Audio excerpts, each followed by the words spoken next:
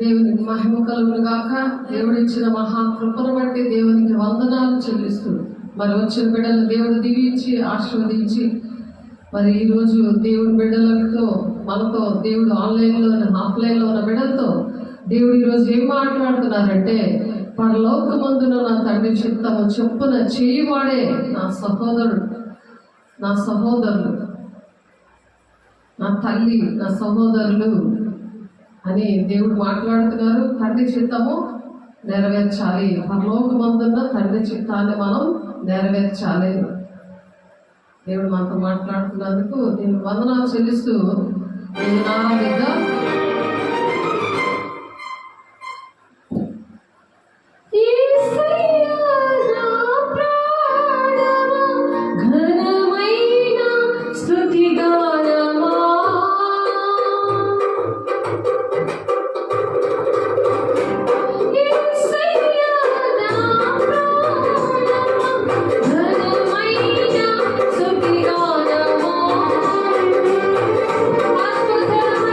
Thank you.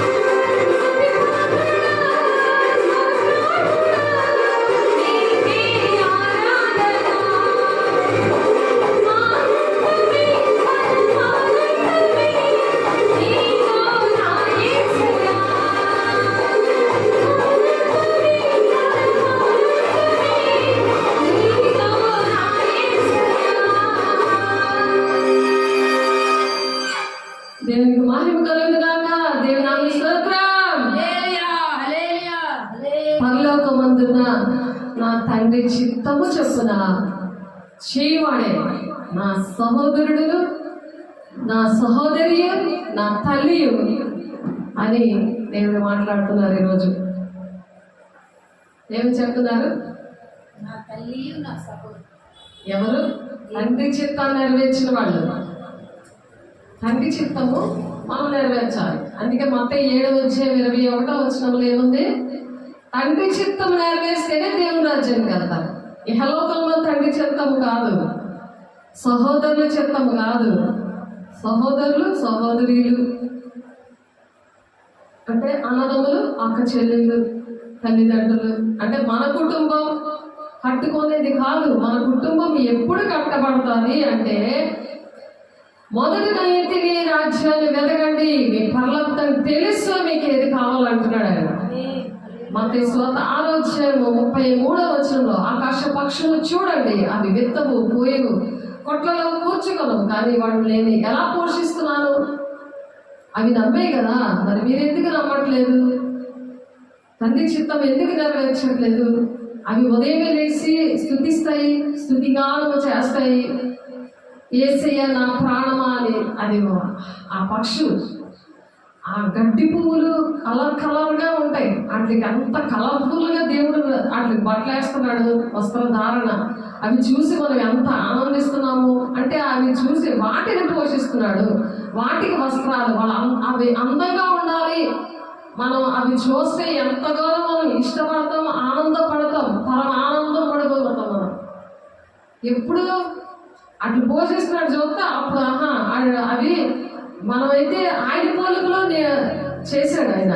మరి మనల్ని ఇంకెంతగా ఇష్టపడతాడు ఆయన, ఎంతగా ఆయన సింహ పిల్లలు ఆకలి ఉంటారా కానీ నా బిడ్డలు ఆకలి కొందరు అంటున్నాడు ఆయన. ఎంత కన్ఫామ్గా చెప్తున్నాడు, తండ్రి చిత్తం నెరవేర్చి వాళ్ళే నా తల్లి, సహోదరులు అంటున్నాడు ఇక్కడ మత్తయి 12:50. అందుకు అంటున్నాడు ఆయన, తండ్రి చిత్తం నెరవేర్చలేదు. తన సొంత తల్లి విషయంలో మరి యోహాన్ గారు మరియమ్మ గారికి పుట్టిన యేసయ్య తర్వాత యేసయ్య పరిశుద్ధాత్మ శక్తి వల్ల పుట్టాడు, కానీ ఆయన దేవుని కుమారుడిగా తన ఇంటి వారే అంగీకరించారు. అలాగే మనల్ని కూడా ఇంటి వారు కానీ, సంఘంలో ఉన్నవాళ్ళు కానీ, ఊర్లో ఉన్నవాళ్ళు, దేశంలో ఉన్నవాళ్ళు కానీ అంగీకరించారు. త్వరగా వాళ్ళ బుర్రలోనికి వెళ్ళదు. ఎందుకు వెళ్ళదంటే పరిశుద్ధాత్మను పొందుకోరాడు. వాళ్ళు పొందుకోలేకపోతే వాళ్ళకి అర్థం కాదు ఈ విషయాలు. ఆ భూలోక సంబంధమైనవే వెతుకుతూ ఉంటారు. వాళ్ళ కోసమే ఇల్లులు, ఉద్యోగాలు, వాళ్ళ కోసమే ఎంత రేషన్ పెట్టాలి, ఎలాంటి వెరైటీస్ వండి పెట్టాలి, వాళ్ళు సంతోష పెట్టడానికే. వాళ్ళు ఇప్పుడు మనం దేవుని ఆత్మలో మనం పాడేమో, ఆరాధించామో నా ప్రాణప్రియుడని. ఇప్పుడు వాడికేమో ఇంట్లో వాళ్ళు ప్రాణప్రియుడిలాగా వాడికి ఏది కావాలో వండి పెడతా ఉంటారు. అది వాడికి ఏంటి ఆనందమే, పరమానందమే. వాళ్ళు గొంతులు వేసుకుంటూ వాళ్ళు ఎంజాయ్ చేస్తారు కుటుంబంలో. కానీ ఆ కుటుంబంలో అదే దేవుని రాజ్యానికి తండ్రి చిత్తం కాదు కదా అది. అందుకనే యేసయ్య ఒక మాదిరిగా మనకు ఉంచిపోవడానికే భూలోకానికి వచ్చాడు ఆయన. భూలోకానికి వచ్చి ఇవన్నీ ఆయన చేసి చూపించి తన కుటుంబంలో తను ఎలా నడిచాడో, తన ఊరిలో, తన గ్రామంలో, దేశం కోసం, ప్రపంచం కోసం ఆయన ఏటేటి చేశాడో అవన్నీ కూడా ఆయన చెప్పాడు, చేసి చూపించాడు. ఎందుకంటే నువ్వు దేవుని రాజ్యానికి రావాలని, నేను దేవుని రాజ్యానికి రావాలి, మనం తెలుసుకోవాలి, ఆయన ప్రేమను రుచి చూడాలి, ఆ ఆనందం అనుభవించాలి. అప్పుడే ఇంకొకరికి చెప్పగలం, లేకపోతే చెప్పలేదు. మన ఇంట్లో కష్టాలు చెప్తారు, మన ఇంట్లో పెట్టిన సాధారణంగా పెడతాడు. ఇంట్లో వాళ్ళని మనం పోరాటం అనేది శరీరంతో కాదండి, దురాత్మల సమూహం. ఆ సమూహం అనే అనుకోరు. శరీరాలు సరైన మా అమ్మ, మా నాన్న, మా పిల్లలు, మా భర్త, మా భార్య అనుకుంటారు వాళ్ళు. ఎందుకు? ఆత్మ లేనివాడు నావాడు కాదు అనేసి దేవుడు తోసేసాడు వాళ్ళని. అందుకు అనుకుంటున్నారు ఆత్మ లేనివాడు నావాడు కాదనేసాడు కదా. దేవుడు లేడు అక్కడ, వాళ్ళలో లేడు. అందుకని అలాగా దేవుని ఇంటి గురించిన ఆసక్తి నేను భక్షిస్తుందని దావీదు భక్తుడు ఎంత ఏడ్చాడో. ఆయన సన్నిధికి పరుగు తీసే పాదాల బండని ఏడ్చాడు. చిరకాలకి యెహోవా మందిరంలో నేను నివాసం చేస్తానని ఏడ్చాడు. మరి ఒక వరం అడిగాడు. వరం అదేంటంటే దేవుడి ఇంట్లో ఉండడానికి, దేవుడి ఇల్లు కట్టడానికి. వృద్ధాప్యంలో కూడా ఆయన ఆశపడ్డాడు, కానీ నీ చేతులు రక్తంతో ఉన్నాయి, నీ కొడుకు కడతాడు కానీ నువ్వు కట్టమన్నాడు ఆయన. అయినా సరే నేను దానికి కావాల్సినవన్నీ నేను సమకూరుస్తాను అని అన్నీ సమకూర్చి పెట్టాడు. అర్హత లేని వాళ్ళు సమకూర్చాలి, సహకరించాలి. దేవుని రాజ్యం కట్టడానికి, దేవుని ఇల్లు కట్టడానికి, దేవుని ఇల్లు విషయంలో బాధ్యతలు వహించాలి. ఎందుకంటే ఆ దేవుని ఎక్కడైతే మీరు బాప్తిసాలు తీసుకున్నారో అక్కడ నుండే ఆ పెళ్లి కుమార్తె సంఘము నుండే దేవుని రాజ్యం వెళ్తారు. దేవుని సన్నిధికి రాకపోతే, దేవుని సన్నిధితో సంబంధం లేదు, మీరే రండి మీరే చేయండి, కాలు మీద కాలు వేసుకొని ధనాపేక్షతో ఉంటే దేవుని రాజ్యం ఉండదు. ధనవంతుడు ఆ రోజు ఎలాగేర్చాడు, ఒక చిటికి నేరుతో వాటర్ అడిగాడు, దొరకదు. ఎక్కడ దొరుకుతుంది? నీకు అన్ని ఇక్కడ దొరుకుతాయి. సాతాను కూడా నీకు అన్ని నేర్పించిస్తాడు. దేవుడు ఏంటి చెప్తున్నాడు? నా తల్లి సహోదరులు కాదు అన్నారు. తండ్రి చిత్తాలు నెరవేర్చిన నీ తల్లి సహోదరులు అని చెప్పారు. కాబట్టి మనం ఆలోచిద్దాం, తల్లి సహోదరులు ఎవరు, ఎవరితో మనం సహవాసం చేస్తున్నాం, ఎవరి కోసం మరి ప్రార్థనలు చేస్తున్నాం, ఎవరి కోసం బాధపడుతున్నాం అనే విషయాలు మనం గమనించుకోవాలి. ఎటువంటి కన్నీరు కాచి ప్రార్థన చేస్తున్నాం. శరీరానుసారమైన దుఃఖము మరణము అనండి, ఆత్మానుసారమైన దుఃఖము సమాధానము, జీవము. ప్రశాంతంగా ఉంటారు. జీవం అంటే ఆరోగ్యంగా ఉంటారు. నీకు అనారోగ్యం వచ్చిందంటే సాతానుడి పక్కనకు వచ్చాడు, నీ అవయవాల్ని ఏలుబడి చేస్తున్నాడు. నీ ఎవరిని కంటున్నావు? శరీరానుసారమైన పిల్లల కోసం బాధపడుతుంటే నీకు ఆ పొత్తు గడికి వచ్చేస్తుంది, ప్రతి నెల వచ్చేస్తుంది. నువ్వు ఆత్మ సంబంధమైన పిల్లల కనడానికి నీకు వేదన పడే అటువంటి అభిషేకంతో కన్నీరు కాలుస్తుంటే ఆ నొప్పే రాదు, నెలేసేది ఆ నొప్పే రాదు. దుష్టుడితో నువ్వు కలుస్తున్నావా, దేవుడితో కలుస్తున్నావా? ఎవరి విషయంలో నీకు ప్రసవ వేదన కలుగుతుంది? దేవుడి ఇంటిని ఆసక్తి నీకు భక్షిస్తుందా, లేకపోతే నీ ఇంటిని గురించిన ఆసక్తి నీకు భక్షిస్తుందా? అభిషేకం అనేది పాదాల దగ్గర ఉందా, నడుములోతు వరకు వచ్చిందా, లేకపోతే ఏదలేనట్టుగా కొరతలేని ఆత్మతో నింపబడ్డావా? పాదాల వరకే ఉంది, సరిపోదు. నడుము వరకు వచ్చింది, సరిపోదు. అది కొరతలేని ఆత్మతో ఉండాలి అని చెప్తున్నారు. కాబట్టి యెహోవా దేవుడు ఇర్మియా గారికి మాట చెప్తున్నారు. ఇర్మియా 18వ అధ్యాయంలో యెహోవా యొద్ద నుండి ఇర్మియాకు ప్రత్యక్షమైన వాక్కు. యెహోవా వాక్కు అంటే యెహోవా యొక్క వాక్కు. ఆ వాక్కు ఏంటంటే దేవుని బిడ్డలకు కూడా వాక్ శక్తి అనుగ్రహించిన కొద్దీ అన్య భాషలతో మాట్లాడతారు. అంటే దేవుడితోనే డైరెక్ట్ గా మాట్లాడుతున్నాడు. అది మేడగది అనుభవంలో దేవుడు ఇచ్చిన గొప్ప కృప. ప్రతి ఒక్కరు కూడా భాషతో మాట్లాడాలి అనే విషయాలు మనం నేర్చుకున్నాం. ప్రతి ఒక్కరు భాషతో మాట్లాడుతున్న వాళ్ళకే ఆ ప్రసవేదన వస్తుంది. నా తండ్రి చిత్తాన్ని నెరవేర్చడలే, నా తల్లి సహోదరులని ఏసేలా నిలబడ్డాడో, తండ్రి చిత్తాన్ని ఎలాగైతే నెరవేర్చి ఆయన తండ్రి కుడిపాక్షాన కూర్చున్నాడో అలా జయించి తండ్రి కుడిపాక్షాన మనం కూడా కూర్చుంటాం. కాబట్టి యెహోవా యొద్ద నుండి ఎక్కడి నుండి వచ్చింది? యెహోవా యొద్ద నుండి ఇర్మియా ప్రవక్త దగ్గరికి వచ్చిందంట. ప్రత్యక్షమైన వాక్కు, ప్రత్యక్షమైంది దేవుని మాటలు. ఏంటంటే నువ్వు లేచి కుమ్మరి ఇంటికి పొమ్ము, అక్కడ నా మాటలు నీకు తెలియజేతును. నువ్వు లేచి ఎక్కడికి వెళ్ళాలి? కుమ్మరి ఇంటికి పొమ్మన్నాడు. కొండలు చేస్తాడు కదా కుమ్మరి. ఆ కుమ్మరి ఇంటికి వెళ్ళు, నేను మాట్లాడుతాను అక్కడ. నీకు ఆ మాట నేను ఏది మాట్లాడాలనుకుంటున్నానో అది నీకు చెప్తాను. నేను కుమ్మరి ఇంటికి వెళ్ళగా వాడు తన సారి మీద పని చేస్తున్నాడంట. కుమ్మరి ఏం చేస్తున్నాడు? సారి మీద అక్కడ కుమ్మరి ఆ కుండ చేస్తున్నాడు. అక్కడ కుమ్మరి జిగట మట్టితో చేయించిన కుండ వాడి చేతిలో విడిపోగా కుండ ఏంటైంది? విడిపోయింది, చేతిలో నుంచి విడిపోయింది. అది కుండ అవ్వట్లేదు. ఆ జిగట మన్ను మరలా తీసుకొని కుమ్మరి తనకు యుక్తమైనట్టుగా దానితో మరి ఒక కుండ చేశాడట. అది విడిపోతుందని ఇంకో కుండ చేశాడు. చేస్తే అంతటి యెహోవా వాక్కు నాకు ప్రత్యక్షమై, మళ్ళీ ఏంటి ప్రత్యక్షమైంది? యెహోవా యొక్క వాక్కు, దేవుని యొక్క స్వరం వినబడింది. ఏంటంటే అంతటి యెహోవా వాక్కు నాకు ప్రత్యక్షమై ఇలాగ సెలవిచ్చెను, ఇశ్రాయేలు వారులారా అని పిలుస్తున్నాడు. ఈ కుమ్మరి మంటికి చేసినట్లు నేను మీకు చేయలేనా? అలా మంటికి చేశాడు కదా కుమ్మరి, అలా మిమ్మల్ని నేను చేయలేనా? మిమ్మల్ని కట్టలేనా? నేను ఈ కుమ్మరి ఎలా కడుతున్నాడు, ఎంత శ్రమ పడుతున్నాడు, నేను చేయలేనా మిమ్మల్ని అంటున్నాడు దేవుడు. ఇదే యెహోవాకు జిగట మందు కుమ్మరి చేతిలో ఉన్నట్టుగా ఇశ్రాయేలు వారులారా మీరు నా చేతిలో ఉన్నారు. ఎవరి చేతిలో ఉన్నాం మనం? దేవుని చేతి, మనుషుల చేతిలోనా? అందుకే మనుషుల్ని నమ్మద్దు. మనుషులు నమ్మటి కంటే, రాజులు నమ్మటి కంటే యెహోవాను ఆశ్రయించిన మేలు.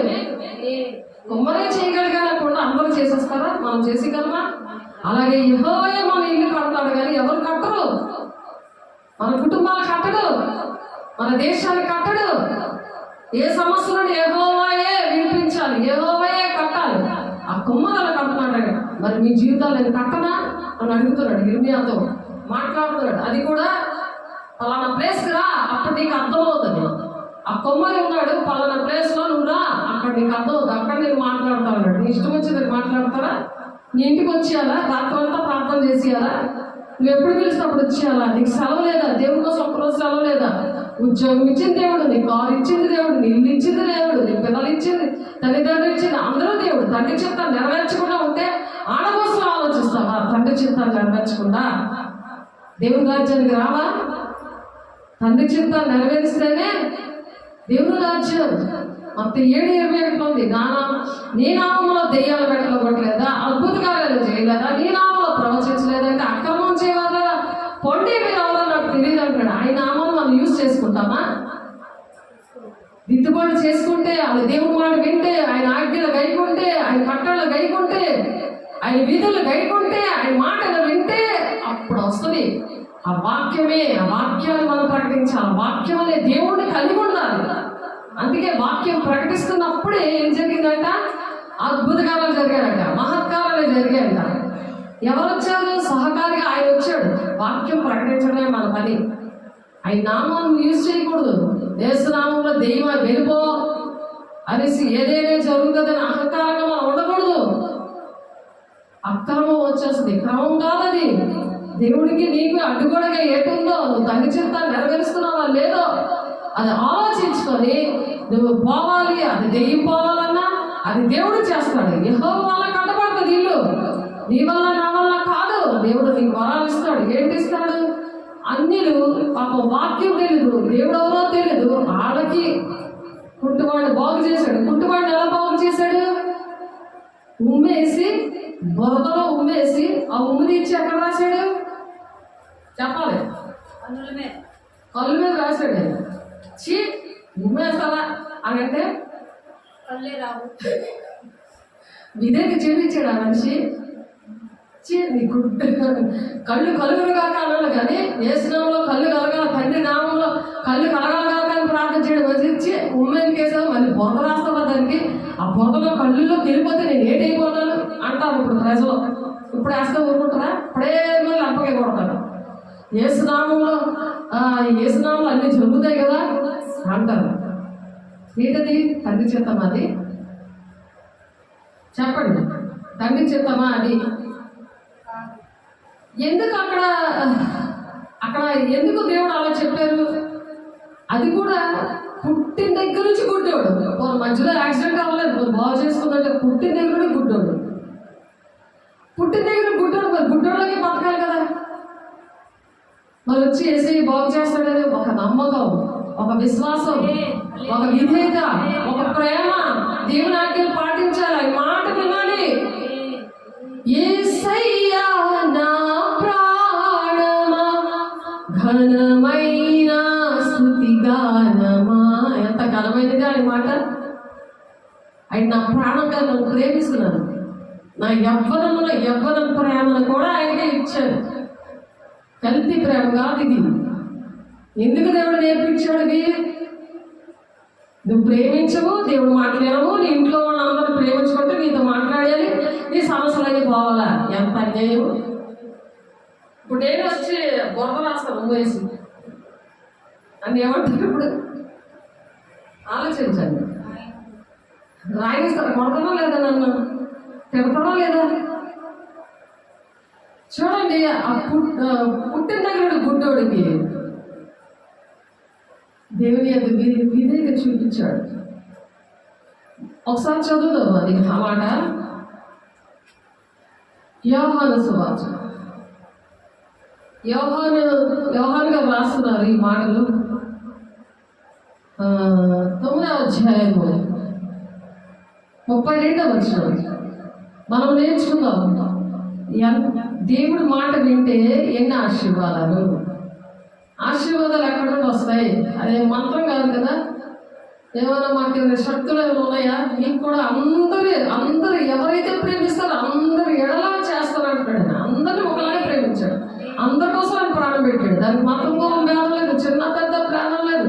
తెల్లగా ఉన్నారు, నల్లగా ఉన్నారు, పొట్టిగా ఉన్నారు, పొడుగ్గా ఉన్నారు, తేడా లేదు. మనుషులు చూస్తారని పై రూపాన్ని. దేవుడు చూసేదేంటి? హృదయం. నీ ప్రాణప్రియుడిగా నువ్వు ప్రేమిస్తున్నావా లేదా? తండ్రి చిత్తాన్ని నెరవేరుస్తున్నావా లేదా? అది నువ్వు చూసుకొని అప్పుడు సేవకుల దగ్గరికి వస్తే పనులు అవుతాయి. సేవకులు ఇంట్లో అడుగు పెట్టగానే నీకు సమాధానం కలుగుగా అంటే సమాధానం కలుగుతుంది. నీకు ఆశీర్వాదాలు ఏటి కావాలి అవి అన్నీ వాళ్ళు చేస్తారు. వాళ్ళు నిన్ను ప్రేమిస్తున్నారు, దేవుడికి ప్రేమిస్తున్నాడు, నిన్ను సేవకులు ప్రేమిస్తున్నారు. కానీ నువ్వు సమాధానం నీకు అర్హత లేదనుకో, ఆ ఆశీర్వాదాలన్నీ ఆ సేవకుల దగ్గరికి వచ్చేస్తాయి. అది కదా వాక్యం చెప్తుంది. అవిధేయత చూపిస్తే నీ కాలు దూరి అక్కడ దులిపేసి వచ్చేయి అన్నాడు దేవుడు. అదే నేను తప్పు చేస్తున్నాను. దులిపి రావట్లేదు. ఆయన ఏం చెప్పాడే చేయాలి, తండ్రి చిత్తం అది. ఆయన ఏం చెప్పాడు చేయమన్నారు కదా. వాళ్ళు మళ్ళీ వెళ్ళిపోతారేమో, వాళ్ళు ఉండరేమో, నాకు ఈ భయ్యాలు వండుకోకూడదు. దేవుడు ఏం చెప్తే అది చేస్తే మనం బతుకుతాం. అది ఆ కత్తి అనే వాక్యం రెండంచులు కలిగిన వాడి అని ఖడ్గం ఇది. ఇది నన్ను కోస్తుంది, మిమ్మల్ని కోస్తుంది. నాతో మాట్లాడుతూ మీతో మాట్లాడుతుంది. అది దేవుని వాక్యం అంటే వాడి గల ఖడ్గం కలది. నిత్య నిబంధన సంబంధం అది. యేసే రక్తం అది. ప్రాణాత్మ దేహంలో కణాలు, కండరాలు, ఎముకలు, మూలుగులు, రక్తాలు, మనసాక్షి శుద్ధీకరిస్తుంది. అది వాక్యం వల్లే మనం బ్రతకాలి. కానీ మనుషుల వల్ల బ్రతికేది ఏమీ లేదు. అని చెప్తారు కానీ చేయదు. ఆ రోజు శాస్త్రులు, సద్దుకేయులు, పరిసయ్యులు, ధర్మశాస్త్రోపదేశకులు వీళ్ళందరూ చెప్పారు కానీ ఏం చేయలేదు. ఏసేని ఎప్పుడు దొరుకుతాడో, ఎప్పుడు చెప్పేద్దామా, ఎలా పట్టుకుందామా నేను నక్కల్లా కాసుకుని ఉన్నారు. అలా మన వెనకలు కూడా కాసుకుని ఉంటారు. కానీ వాక్యమే మనల్ని బ్రతికిస్తుంది. ఆ వాక్యం పట్టుకొని ప్రార్థన చేస్తే నీ కంచె ప్రాకారము అని చెప్పి మనం మాట్లాడుకున్నాం. నీ కంచె లేకుండా బౌండరీ వాల్ అనేది వేసేది ఏంటంటే దేవుడే దేవదూతల కాపుదలుగా ఉంచుతాడు. నీ పాదములకు రాయి తగలకుండా వారి నేను ఎత్తు పట్టుకుంటారని ఉంది వాక్యం. ఆయనను ప్రేమిస్తున్నావు కనుక నిన్ను ఘనపరుస్తాడు. వారి పాదములకు రాయి తగలకుండా దేవదూతలు ఎత్తు పట్టుకుంటారట. అలాంటి భాగ్యం దేవుడు ఇచ్చాడు. మనుషులు ఇచ్చారా? ఎవరైనా మనకి ఆలోచించండి. దేవుడు ఎంతగా ప్రేమిస్తుంటే ఎవరంట పాల్గొడుతున్నావు, ఎవరి మాట వింటున్నావు, ఎందుకు నీకు సమస్యలు వస్తున్నాయి, ఎందుకు ఆర్థిక ఇబ్బందులు వస్తున్నాయి, ఎందుకు నీ మాట వినట్లేదు, భర్త, పిల్లలు, భార్య ఎందుకు వినట్లేదు, ఉద్యోగంలో ఎందుకు నీకు మనశ్శాంతి ఉండట్లేదు? కారణాలు అనారోగ్యం వచ్చిందంటే సాతాను వచ్చాడు మీ బాడీలోకి. దేహం అనే దేవుని ఆలయాన్ని మీరు పాడు చేసుకుంటున్నారు. దేవునికి ఇవ్వాల్సిన స్థలం మనుషులకి ఇస్తున్నందువల్ల దేహం అనే దేవుని ఆలయం ఉందని మీరు ఎరగరా? నీ దేహాన్ని పాడు చేస్తే, ఆ దేవుని ఆలయాన్ని పాడు చేస్తే నేను పాడు చేస్తాను అంటున్నాడు. దేవుడు కంచి ఉండదు అక్కడ. మనుషులు పొగిడినా సరే కంచి ఉండదు. అపోస్తులు 12వ అధ్యాయంలో ఉంది ఆ మాట. ఆ అపోస్తులు 12వ అధ్యాయంలోని ఆ మాట ఉంటుంది 23వ వచనంలో. ఎవరినైనా పొగిడితే వాళ్ళు పురుగులు కాడి అక్కడే చచ్చిపోతారు. పొగడకూడదు. మనుషులు పొగిడితే దేవుడినే మహిమపరచాలి. కానీ దేవుడికి దక్కవలసిన మహిమ మనుషులకు దక్కుతుంది. ఇప్పుడు అందుకు అనారోగ్యాలు, తండ్రి చిత్తము వారు నెరవేర్చరు. దేవుడు ఏ మాటలు చెబుతారో ఆ మాటే అక్కడ ఆ ప్రోగ్రాంలో ఉండట్లేదు. అది షష్టి పూర్తి అవ్వని, చర్చ డెడికేషన్ అవ్వని, మ్యారేజ్ అవని, బర్త్డేలు అవని, దేవునికే మహిమ రావాలి. అక్కడ అనేక మంది రక్షించబడాలి, తండ్రి చిత్తం నెరవేర్చబడాలి. అక్కడ ఒక్క మాట నేను వినలేకపోతున్నాను. చాలా బాధతో చెప్తున్నాను. నేను 6 లక్షల జనాభా నడిపిస్తున్నా నీకోదేమో తెలియలేదు.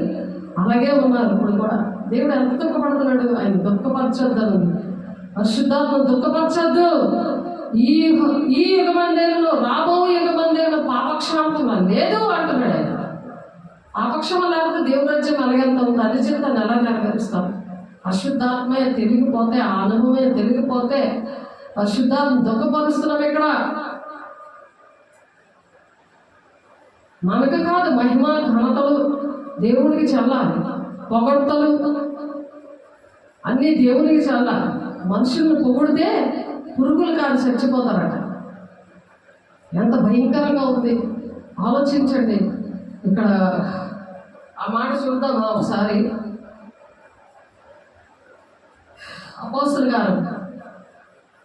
అపోస్తలుల కార్యాలను చూద్దాము. తర్వాత యోహాను పత్రిక చూసుకొని ఆ గుడ్డివాడి కోసం. తర్వాత 18 వచ్చారు. వాక్యాలు చూడకూడదు, చూస్తే సాతానుగాడి చేతిలోకి వెళ్ళిపోద్ది ఆ మైండ్. అపోస్తలుల కార్యం 19 వచ్చారు, 12 వచ్చారు. ఏంటి మాట్లాడుతున్నాడు? మనుషులు పొగిడితే వచ్చే నష్టం. పురుగులు పట్టుకోవడం. అతడు దేవుని మహిమపరచనందున ఎవరు మహిమపరచాలి? దేవుడు మహిమపరచాలి. ఏది జరిగినా దేవుడి వల్ల జరిగింది, నా వల్ల కాదు అని చెప్పాలి. దేవుడు ఇస్తాడు, అభిషేకం ఇస్తాడు, ఆత్మీయ ఫలాలు ఇచ్చాడు, కృపావరాలు ఇచ్చాడు. దేవుడు ఎన్నో కార్యాలు చేశాడు. కానీ ఆయనకు మహిమ రావాలి, మన పేర్లు రాకూడదు. దేవుడు చేస్తాడు, దేవుడు చేశాడు అని రావాలి. నెబుకద్నెజరు కూడా ఈ బలాధిక్యత నాదే కదా అనగానే పశువులా గడ్డి వేశాడు. 12 నెలలు దేవుడు టైం ఇచ్చాడు ఆ విషయం చెప్పి. దేవుడు ఎంత ప్రేమిస్తున్నాడు? రాజుకు కూడా జ్ఞానం లేకపోతే ఎలాగ? హిందువుడు దేవుడు తెలుసుకోలేదు. కానీ దేవుని బిడ్డ ద్వారా అన్ని వివరించినప్పుడు నిర్లక్ష్యం పెట్టకూడదు. దేవుని బిడ్డలైనా, దేవుడు నమ్ముకోలేని వాళ్ళైనా అందరూ దేవుడికి ఇష్టమే. అందరి కోసం కూడా ప్రాణం పెట్టాడు కాబట్టి నాకు కూడా అందరూ ఇష్టమే. అందుకనే దేవుడు నా మనసుకు తగినట్లుగా, నా దేవుడి మనసు నాలో ఉంది కాబట్టి నేను ఆ మాటలు చెప్పగలుగుతున్నా. లేకపోతే ఇంతకు ముందు నాకు ఈ విషయాలు తెలియదు. నా జీవిత భక్తుడికి ఇచ్చి ఆ భక్తి నేర్పించబడ్డగా దేవుడు నాకు నేర్పించాడు. అటువంటి ఏరియాలో నాకు పరిచయం ఇచ్చాడు. అటువంటి మాటలతోటే నన్ను ఇక్కడ నిలబెట్టాడు. ఇక్కడికి వచ్చాకే నాకు అర్థమవుతాయి. ఇక్కడికి వచ్చాక ఆయన మాట్లాడడం స్టార్ట్ చేస్తాడు. ఎందుకంటే ఇక్కడ ఉన్న బిడ్డలందరినీ దేవుడు ప్రేమిస్తున్నాడు. ప్రేమించాల కోసం మాట్లాడుతున్నాడు. మా అందరిని ప్రేమించే దేవుడు, ప్రాణం పెట్టిన దేవుడు మన కోసం మాట్లాడుతున్నాడు. అని మనం మాట విందాం. ఏంటంటే అతడు దేవుని మహిమపరచనందున, అతడు దేవుణ్ణి మహిమపరచలేదట. వెంటనే ప్రభుదూత అతను మొత్తడు కనుక పురుగులు పడి ప్రాణం విడిచాడు. మొత్తేడట. దేవుని మహిమపరచకపోతే అంత నష్టం, అంత మరణం ఏర్పాటు చేసేసింది. చూడండి, దేవుని వాక్యము ప్రబలమై వ్యాపించుచుండేను.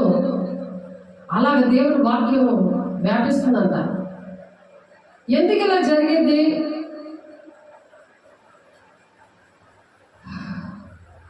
తూరీల మీదను సీదోనీల మీదను అతనికి అత్యాగ్రహం కలిగినందున వారు ఏక మనసుతో రాజు వద్దకు వచ్చి అంతఃపురమునకు పై విచారణ కర్తయ్యకు బ్లాస్తును తమ పక్షముగా చేసుకొని సమాధానం పడవాలని వేడుకొన్నారట. ఎందుకనగా రాజు యొక్క దేశం నుండి వారి దేశములకు గ్రాసము వచ్చుచుండెను. నియమింపబడిన దినమందు హేరోదు రాజవస్త్రంలో ధరించుకొని న్యాయపీఠం మీద కూర్చుండి వారి ఎదుట ఉపన్యాసం చెయ్యగా, ఈ రాజు ఉపన్యాసం చేస్తున్నాడు, ఒక మెసేజ్ చెప్తున్నాడు. ఇందాక చదివాను కదా, తూరీల మీదను సీదోనీల మీదను అతని అత్యాగ్రహం కలిగినందున. అత్యాగ్రహము, కోపం వచ్చినప్పుడు ఇవి వారి ఏక మనసుతో రాజు వద్దకు వచ్చారట. అంతఃపురంకు వచ్చి పై విచారణ కర్తయ్యకు, మరి ఎవరట ఆయన? రాజు. ఎవరా రాజు? హేరోదు రాజవస్త్రంలో ధరించుకున్నాడట. ఆ రాజు దగ్గరికి వచ్చారు.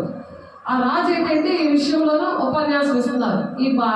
వీళ్ళు వచ్చారు కదా, ఒక వాళ్ళ ఒక ఏక మనసుతో వచ్చారు కదా ఒక సమస్య కోసం. ఆ రాజు ఇక్కడ మెసేజ్ చెప్తున్నాడు. ఆ రాజవస్త్రం హేరోజు రాజు వచ్చి రాజవస్త్రం ధరించుకొని న్యాయపీఠం మీద కూర్చోండి వారి ఎదుట ఉపన్యాసం ఇస్తున్నాడట. ఆ ఉపన్యాసం చేస్తుంటే జనులందరూ ఇది దైవ స్వరమే అన్నారు. అతన్ని దేవుని స్వరం, అది మనిషి స్వరం కదా, దేవుని స్వరం అన్నారు. అది దేవుని మాటలు కాదేవి, దేవుని స్వరం అందరికి అవి దేవుని మాటలు కాదు. కాబట్టి ఆ ఉపన్యాసంలో జనులు ఇది దేవస్వరమే కానీ మానవ స్వరము కాదని కేకలేశారట. కేకలేసినప్పుడు అతడు దేవుని మహిమపరచనందున వెంటనే ప్రభుదూత అతను మొత్తెను కనుక పురుగులు పడి ప్రాణం విడిచాను. ఆ ప్రజలు ఎప్పుడు కూడా మనుషుల్ని మొలక చెట్టు ఎక్కిస్తారు. మొలక చెట్టు నిలబడదు కదా, టపేలో పడిపోతుంది. అది అలా ఎక్కిపోకూడదు. అమ్మో నాది కాదు దేవుడిది, ఇది దేవుడు ఇచ్చాడు జ్ఞానం, ఇది దేవుడి కార్యం అని చెప్పాలి. అలా చెప్పనందుకు పురుగులు పడి అక్కడికక్కడ చచ్చిపోయాడట. దాని అందుకు చనిపోయాడట ఆయన.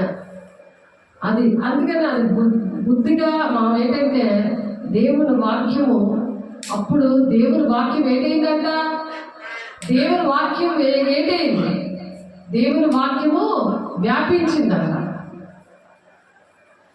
దేవుని వాక్యం ప్రబలింది. కాబట్టి ఇశ్రాయేలు వారులారా, ఈ కుమ్మరి మంటికి చేసినట్టు నేను మీకు చేయలేనా అంటున్నాడు. ఏమంటే ఇదే యెహోవాకు చికటమందు కుమ్మరి చేతలో, ఇశ్రాయేలు వారులారా ఈ కుమ్మరి మంటికి చేసినట్టు నేను మీకు చెయ్యలేనా. ఇదే యెహోవాకు చికటమందు కుమ్మరి చేతిలో ఉన్నట్టుగా ఇశ్రాయేలు వారులారా మీరు నా చేతిలో మీరున్నారు అని చెప్తున్నాడు. ఎవరున్నారు? దేవుని చేతిలో మనం ఉన్నాం. కాబట్టి ఏం చెప్తున్నారు అక్కడ? ఏం చెప్తున్నారంటే దాన్ని పెళ్ళగింతుననియో విరగొట్టుదననియో నశింపచేయుదననియో ఏదో ఒక జనమును గురించి కానీ రాజ్యమును గురించి కానీ నేను చెప్పి ఉండగా, ఏ జనమును గురించి నేను చెప్పితేనో ఆ జనము చెడుతనము చేయుట మానిన ఎడల నేను వారికి చేయనుద్దేశించిన కీడును, ఆ చేయనుద్దేశించిన కీడును గురించి సంతాపపడుదును అంటున్నాడు. 8వ వచనంలో ఇర్మియా గారితో మాట్లాడుతున్నారు. 18వ అధ్యాయము 8వ వచనం. ఏదైతే సరి చేసుకుంటారో అప్పుడు దేవుడు ఆ కీడు నుండి విడిపిస్తాడట. అంతేగాని యేసే నామము వాడకూడదు. వాడితే తండ్రి చిత్తము నెరవేర్చబడదు. తండ్రి చిత్తం నెరవేర్చిన వాళ్ళే దేవుని రాజ్యానికి వెళతారు. కాబట్టి తండ్రి చిత్తం నెరవేర్చాలి అంటే మనం ఆ విధంగా నడవాలి. పుట్టినే ప్రార్థనలు యేసు నామములో అని చెప్పి చేస్తే అవి పోతాయి. చీకట్లైనా ఏమైనా కార్యాలైనా జరుగుతాయి, కానీ అది అక్రమము కింద లెక్క వస్తుంది. అందుకే తండ్రి చిత్తాన్ని నెరవేర్చడమే నాకు ఆహారమై ఉంది అంటాడు దేవుడు. యేసయ్య నేర్పించారు. మరియు కట్టెదననియు నాటెదననియు ఒక జనమును గూర్చి కానీ రాజ్యమును గూర్చి కానీ నేను చెప్పి ఉండగా, ఆ జనము నా మాట వినకుండా నా దృష్టికి కీడు చేసిన ఎడల దానికి చెయ్యదలచిన మేలును గూర్చి నేను సంతాపపడుదును. ఆ కీడు విషయంలో నా దృష్టికి కీడు చేసిన ఎడల, దేవుని ఇంటి విషయంలో నువ్వు కీడుగా ఉన్నావు అనుకో, ఒక మేకులా ఉన్నావు అనుకో, ఒక ఆటంకంగా ఉన్నావు అనుకో, దేవుడు ఏం చేస్తాడంటే మేలును గురించి నేను సంతాపపడుదును. నా దృష్టికి కీడు చేసిన ఎడలా, దేవుని మాట వినకపోతే 10వ వచనం ఇర్మియా గారితో మాట్లాడతారు. 10వ వచనం. ఆ జనము నా మాట వినకుండా నా దృష్టికి కీడు చేసిన ఎడల దానికి చేయదలిచిన మేలును గురించి నేను సంతాపపడుదును. కాబట్టి నీవు వెళ్ళి యూదా వారితోనూ యెరూషలేము నివాసులతోనూ ఇట్లనము యెహోవా సెలవిచ్చిన మాట ఏదనగా, మీ మీదికి తెచ్చుడికై నేను కీడును కల్పించుచున్నాను.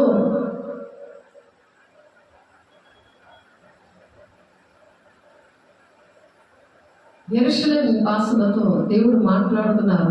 ఆనాడు మాట్లాడారు ఇర్మియా గారి ద్వారా, ఈనాడు మనతో మాట్లాడుతున్నారు. మనము దేవునికి కీడు చేస్తున్నామా, మేలు చేస్తున్నామా? శరీర సంబంధంగా మన రాజ్యాలు పట్టుకుంటున్నామా, తండ్రి చిత్తాన్ని నెరవేరుస్తున్నామా? దేవుని ఇంటిని గురించి ఆసక్తి మనల్ని భక్షిస్తుందా? దేవుని రాజ్యాన్ని పడుతున్నామా? ఈ అంచె దినాల్లో దేవుని రాజ్యాన్ని వెళ్ళడానికి సిద్ధపడుతున్నామా? తండ్రి చిత్తం నెరవేర్చితే దేవుని రాజ్యం అని అంటున్నారు కదా.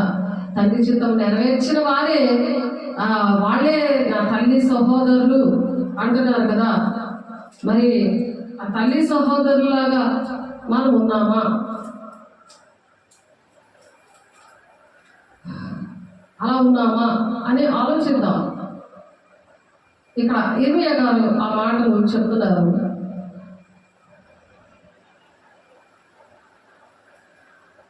కాబట్టి నీవు వెళ్ళి యూదా వార్తలో యెరూషలేము నివాసులతోనూ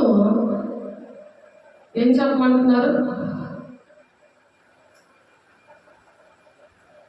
ఇట్లా నువ్వు యెహోవా సెలవిచ్చిన మాట ఏదనగా, మీ మీదికి తెచ్చుటకై నేను కీడును కల్పించుచున్నాను. కీడును కల్పిస్తున్నాడంటే ఎవరు? దేవుడే. మీకు విరోధంగా ఒక యోచన చేయుచున్నాను. మీరందరూ మీ దుష్ట మార్గములను విడిచి మీ మార్గములను, మీ క్రియలను చక్కపరచుకొనడి. అలా చక్కపరచుకోబడుతున్నాడు దేవుడు. అలా చక్కపరచుకొని అందుకు వారు నీ మాట నిష్ప్రయోజనము, మేము మీ ఆలోచన చెప్పున నడుచుకుందుము. మేము మీ ఆలోచన చెప్పున మేము మా ఆలోచన చెప్పున నడుచుకుందాం అంటారు. వాళ్ళ ఆలోచన చెప్పే నడుస్తారట. వారు నీ మాట నిష్ప్రయోజనం అని చెప్తారు అని ఇర్మియా గారితో దేవుడు మాట్లాడుతారు. నీ మాటలు వాళ్ళు వినరు, నీ మాటలు నిష్ప్రయోజనం అంటారు. మేము మా ఆలోచన చెప్పునే మేము నడుచుకుంటామంటారు. మేమందరము మా మూర్ఖ హృదయం చెప్పునే ప్రవర్తించుదుము అని అందరూ అని ముందుగానే చెప్తున్నాడు యెహోవా దేవుడు ఇర్మియా గారితో.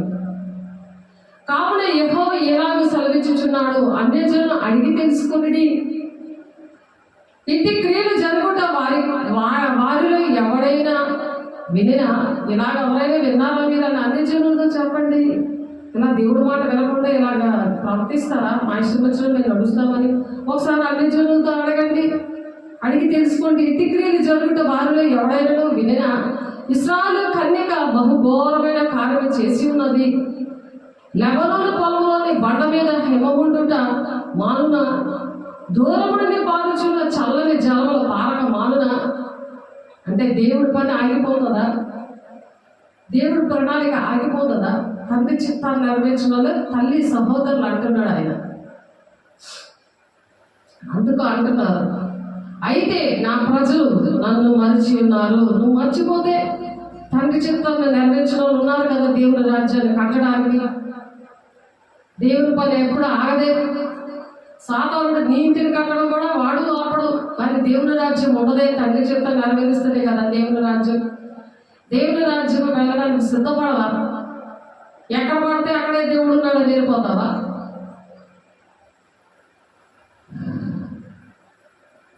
ఎఫెసీ 4వ అధ్యాయంలోని 14వ వచనం ఉంటుంది. గాలికి రేపబడి ఇటువటు అనేకమైన ఉపదేశాలకు పరిగెడుతున్నారట. అనేకమైన ఉపదేశాలు, గాలి మాటలు, సాతాను బోధకి.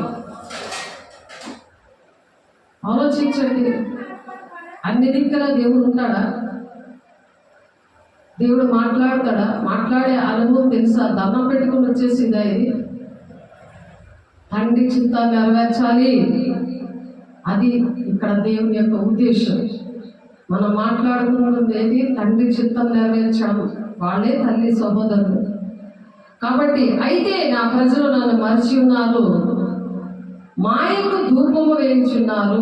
మాయ, అదొక మాయాలోకం అంటాం కదా. ఇక్కడ గుండె నొప్పి వస్తుంది, చెస్ట్ క్యాన్సర్ వస్తుంది, పొత్తుకొడు నొప్పి వస్తుంది, కానీ డాక్టర్ దగ్గరికి వెళ్తే ఉండదు, అది స్కానర్లో ఉండదు. అది ఎందుకంటే దుష్టుడు పెట్టాడు. దుష్టుడు నీకు దేవుడు మాట వినక దుష్టుడు ఆవరించినందుకు నువ్వు మాట వినట్లేదు కనుక ఆడు నిన్ను ఆవరించాడు కనుక వస్తున్నారు. కాబట్టి ఆ మాయకట ధూపం వేస్తున్నారట. మెరక చేయబడిన దారిలో తాము నడవవలెనని పురాతన మార్గములైన త్రోవల్లో తమ్మును తాము తొట్టిళ్ళు చేసుకొంటున్నారు. పాత కాలం మనుషులతోటి ఆచారాలు అవన్నీ కూడా పాటించుకొని ఆ పాత మార్గాల్లోనే ఉంటున్నారు. కానీ నూతనమైన జీవితం, నూతనమైన ఆత్మ, నూతనమైన మనసుతో దేవుడే నా ప్రాణప్రియుడు, తండ్రి చిత్తాన్ని నేను నెరవేరుస్తాను, అనుక్షణము ఆయన ఉండాలి నాతో, ఆ వాక్యమే నేను బ్రతికిస్తుంది అని ప్రాకారమనే ఆ ప్రార్థనతో దేవుణ్ణి కలుసుకోలేకపోతున్నారు. వారు ఎల్లప్పుడూ అపహాస్యాస్పదముగా ఉండకై తమ దేశమును పాడుగా చేసుకొని ఉన్నారు. దేశము అటువంటి వారి కోసమే పాడైపోతుంది, అటువంటి వారి వల్లే పాడైపోతుంది. దాని మార్గమును నడిచి ప్రతి వాళ్ళు ఆశ్చర్యపడి తల ఊస్తున్నారట. తూర్పు గాలి చెదరగొట్టినట్లు వారు శత్రువులు ఎదుట నిలవకుండా వారిని నేను చెదరగొట్టేదను. శత్రువుల దగ్గర తూర్పు గాలి చెదరగొడుతున్నట్లు వారి శత్రువుల ఎదుట నిలవకుండా వారిని నేను చెదరగొట్టేదను. వారి ఆపద్దినమందు వారికి విముఖుడనే వారికి చూడకపోదును.